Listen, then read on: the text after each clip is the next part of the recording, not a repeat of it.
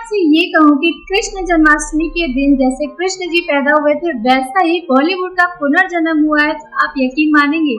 लेकिन जवान के रिलीज होने के बाद यानी 7 सितंबर को रिलीज जैसे ही हुई तो उस मूवी को देखने के बाद ऐसा ही कुछ लगा कि बॉलीवुड का जो पुनर्जन्म है वो हो चुका है। गारंटी है कि ये मूवी देखने के बाद जो दुख, पीड़ा, शोक, तकलीफ, कष्ट, खिन्न, जेलसी, गम, जो भी आप कह सके, जो भी पर्यायवाची आप बना सके सैडनेस का, वो पर्यायवाची भी बहुत ज्यादा कम है हेटर्स के लिए, जो कि एसआरके को बहुत ज्यादा बॉयकॉट करते हैं। और वही चीज इन्होंने इस मूवी में करने की कोशिश भी की। ये सारी चीजें भर भर के उनके हेटर्स को मिलने वाली है, क्योंकि इस मूवी को बना के उन्होंने ऐसा काम किया है। एक मूवी आई थी ना ब्रह्मास्त्र, जिसको देख करके ऐसा लग रहा था कि बहुत ज्यादा इसके ऊपर खर्च किया गया, लेकिन उस तरीके से मूवी नहीं बनी है। लेकिन ये मूवी देखने के बाद ये आपको लगेगा कि इस मूवी का नाम ब्रह्मास्त्र हो जाना चाहिए, क्योंकि ऐसा एक शाहरुख खान सर ने इस मूवी को बना करके कर दिया है बॉलीवुड। जो इंसान बॉयकॉट होने के बाद भी पूरी दुनिया पे छा जाए ना, जो दुनिया के हर लोगों की जबान पे जिसका नाम हो, वो सिर्फ और सिर्फ एसआरके सर ही हो सकते हैं। इस मूवी के बाद कोई भी कपूर खानदान, कोई भी सिंह खानदान, कोई भी देओल खानदान, कोई भी खान खानदान, इवन कोई भी शेट्टी खानदान इस मूवी के बाद कोई भी दूसरी मूवी साइन करने से पहले 50 बार सोचेगा कि वो जो मूवी साइन करने जा रहे हैं क्या वो जवान मूवी को टक्कर दे पाई। अभी तक तो साउथ की मूवी और बॉलीवुड की मूवी में बहुत ही ज्यादा घमासान युद्ध होता था कि साउथ के एक्टर बॉलीवुड में बहुत कम काम करते थे और बॉलीवुड के भी साउथ में बहुत ही ज्यादा बार काम करते थे। लेकिन जब दोनों को ही मिला दे वो है एसआरके। पहली बार इतने सारे जो एक्टर है साउथ के और पहली बार जो बॉलीवुड के एक्टर है, दोनों मिलकर के उन्होंने एक मास मूवी बना दी है जिसका नाम जवान है। क्योंकि आज आप देख करके आए होंगे, जो नहीं देख पाए हैं तो जल्दी से जल्दी जाकर के इसको वॉच आउट करिए, क्योंकि मेरी लाइफ की फेवरेट मूवी में से one of the best movie ये बन चुकी है। तो आप लोग इमेजिन कर सकते हैं कि ये मूवी कितनी खास होगी। थ्रिल के साथ, फन के साथ, डर के साथ, इन सारे मसाले के साथ जो आपको एक अच्छी पॉजिटिव मैसेज दे पाए, वो सिर्फ और सिर्फ एसआरके सर ही कर सकते हैं। अगर हम आज के लेवल की बात करें तो आपको क्या लगता है कि एसआरके सर का कॉम्पिटिशन कौन हो सकता है?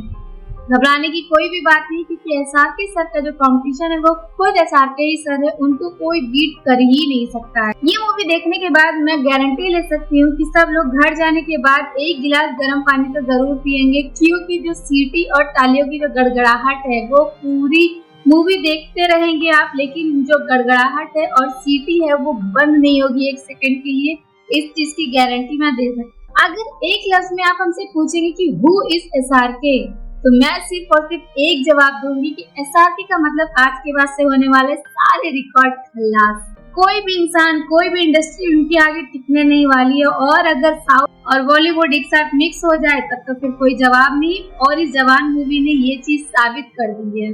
अब बात करते हैं मूवी में ऐसी कौन सी चीज है, क्या चीज है, सस्पेंस है कि नहीं है, देखने लायक है कि नहीं है। तो स्टार्टिंग की बात करते हैं। पहले सीन में ये दिखाया जाता है कि हिंदुस्तान के सीमंत गांव में कुछ अटैकर जो है अटैक कर देते हैं, और वहीं पर ही एसआरके सर की जो है काफी ज्यादा मतलब उन्हें चोट लग जाती है, तो वहाँ पे उनका इलाज चल रहा होता है।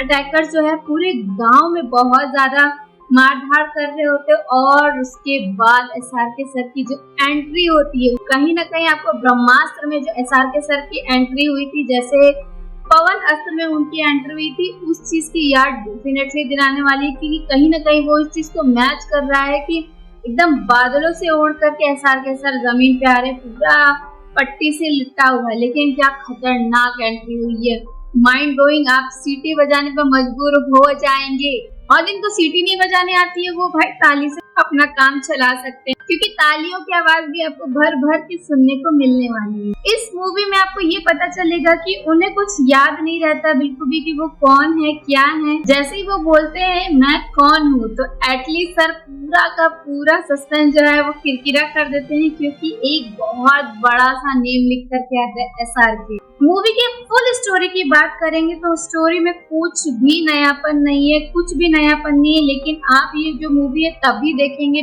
बिना पल के मिचकाए भी देखेंगे, क्योंकि ये जो मूवी है ना वो रियलिटी है। आजकल की जो सोसाइटी है उसकी रियलिटी ये मूवी दिखा रही है, और किस तरीके से करप्शन होता है, किस तरीके से लोग इस करप्शन से जूझ करके उनकी जिंदगी में कैसी कैसी प्रॉब्लम्स आ रही है, सब कुछ इस मूवी में देखने के बाद आपको पता चल जाएगा। कहीं ना कहीं कई कई तो ऐसे सीन्स हैं जो आपको बहुत ज्यादा इमोशनल कर देगी। अगर आप एक इमोशनल पर्सन हैं तो डेफिनेटली आपकी आंखों से आंसू तो आने वाले हैं। अब ये तो बात हुई थी SRK सर की। अब बात करते हैं इस मूवी के सिनेमेटोग्राफी की, BGM की यानी बैकग्राउंड म्यूजिक की। मैं डेफिनेटली ये चीज भी एकदम नोट पेपर पे लिख करके देख सकती हूँ कि अगर BGM नहीं होता ना तो SRK सर का भी जो हाइप है वो कहीं ना कहीं कम हो जाता, क्योंकि BGM ने इसमें तड़के वाला काम किया है।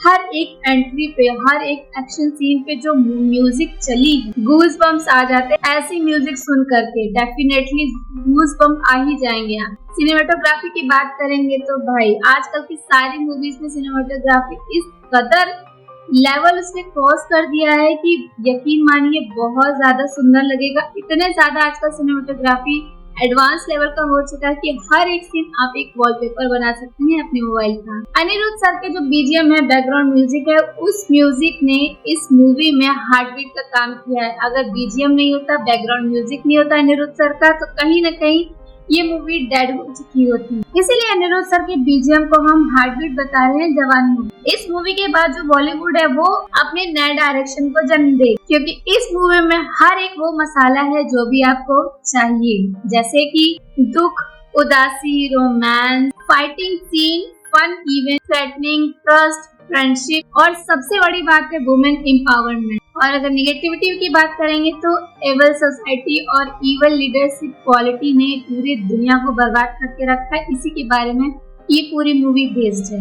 आप थिएटर में बैठ करके भले ही एक मूवी देखेंगे, लेकिन जब वो मूवी देख करके आप बाहर आएंगे ना, और अगर आपने खुद से एक दृढ़ निश्चय कर लिया है हकीकत में, तो जो वो मूवी में आपने देखा है वो सब कुछ रियलिटी बन सकता है। क्योंकि आने वाले टाइम में इलेक्शन आ रहे हैं, तो जाति, धर्म और ये सारी चीजों को पीछे छोड़ करके आप ये देखिए कि आपका जो इंडिया है, आपका जो भारत है, वो किस तरीके से ग्रोथ करेगा। और उसे ग्रोथ करने के लिए सबसे इम्पोर्टेंट चीज होती है बच्चों की एजुकेशन, यूथ को नौकरी, और तीसरा है हमारा जो मेडिकल फैसिलिटी है वो बहुत ही ज्यादा एडवांस होना चाहिए। किसानों पर भी बहुत ज्यादा ध्यान देना चाहिए। ये सारी चीजें ताक पर रखी हुई है, बल्कि ये सारी चीजें टॉप लेवल पे रखना चाहिए सरकार को। और अब बात करते हैं इस मूवी की जान की। जी हाँ, एटली कुमार सर। एटली कुमार सर के हाइप जो है वो एक एक्टर से कम नहीं है इस मूवी बनने के बाद। अब एटली कुमार सर के पास जो बॉलीवुड इंडस्ट्री उसके प्रोड्यूसर की लाइन लगने वाली है, क्योंकि एटली कुमार सर ने क्या मस्त डायरेक्ट किया इस मूवी को। बिल्कुल भी यकीन मानिए, बिल्कुल भी ऐसा नहीं लगा है कि ये किसी यंग पर्सन ने किया है। एटली कुमार सर ने इस मूवी में SRK के लिए वो काम किया है जैसे एक ऑफिसर के कंधे पे जब तक कोई स्टार नहीं लगता है, उनका प्रमोशन नहीं होता है, वही सेम चीज एटली कुमार सर ने शाहरुख खान सर के साथ किया है। ये मूवी उनको देख करके एटली कुमार सर ने शाहरुख खान का प्रमोशन कर दिया है। कह सकते हैं आप उनकी इतनी ऊंचाइयों पर उनको लेकर के चले गए कि अब वो किसी की बस की बात नहीं कि SRK सर को नीचे गिरा सके। एटली कुमार सर के डायरेक्शन को देख करके एक चीज तो समझ में आ गई कि ऐसे ही लोग साउथ के मूवी के दीवाने नहीं हैं। हम अगर ये कहें कि इस मूवी को जितनी ज्यादा जरूरत SRK सर की थी, उतनी ही ज्यादा जरूरत अगर BGM की यानी अनिरुद्ध सर के बैकग्राउंड म्यूजिक की और एटली सर के डायरेक्शन की जरूरत थी। मूवी के हर एक सीन पे आपके जो ये हाथ है वो ताली बजाते बजाते टूट जाएंगे, लेकिन अनिरुद्ध सर का जो बैकग्राउंड म्यूजिक है वो खत्म ही नहीं होगा। अब इस मूवी के बारे में और ज्यादा बता करके मैं आप लोग की हाइप बिल्कुल कम नहीं करूंगी। आपको आखिरी में कुछ ऐसा देखने को मिलेगा जिसके एक्सपेक्टेशन आपने बिल्कुल नहीं की थी, लेकिन एक क्लू बता देते हैं। जिस तरीके से पठान सलमान खान सर की एंट्री हुई थी, उसी तरीके से एक पर्सन की एंट्री होती है और आपकी सीटी बजनी है। कैसा लगा आपको जवान का रिव्यू, हमें बताइएगा जरूर। मेरे डिस्क्रिप्शन में इंस्टाग्राम का लिंक है और मेरे टेलीग्राम का लिंक है, तो जा करके अभी फॉलो कर लीजिए।